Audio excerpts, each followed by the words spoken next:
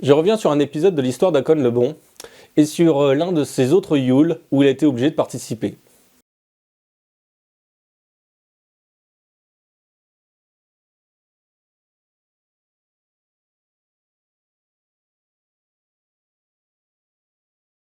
À l'instar de son père Haakon, le duc Sigurd de Lade vénérait les dieux avec la plus grande ferveur. C'était lui qui, au nom du roi, organisait dans le Trøndelag tous les banquets rituels. Quand un sacrifice devait avoir lieu, une antique coutume voulait que tous les paysans se rendent là où était le temple et y apportent les provisions qui leur étaient nécessaires pour la durée du banquet.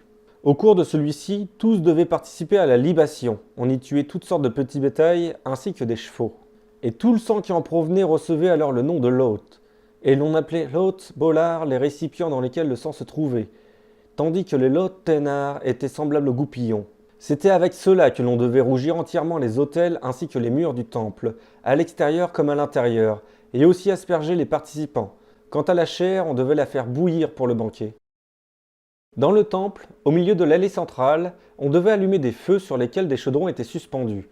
C'était autour du feu qu'il fallait faire circuler la coupe. Le chef qui organisait le banquet devait consacrer cette coupe et toute la nourriture sacrificielle. Il devait en premier lieu consacrer la coupe d'Odin. On devait la boire pour la victoire et la puissance du roi, puis la coupe de Njord et celle de Frey, pour la prospérité et pour la paix.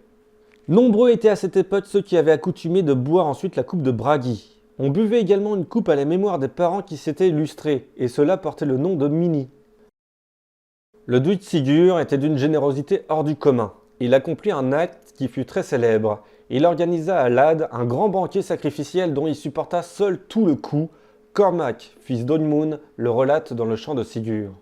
Que l'on n'apporte ni vaisseau ni contenu du vase de Frêne, chez le destructeur des richesses, les dieux se jouèrent de Thiazi.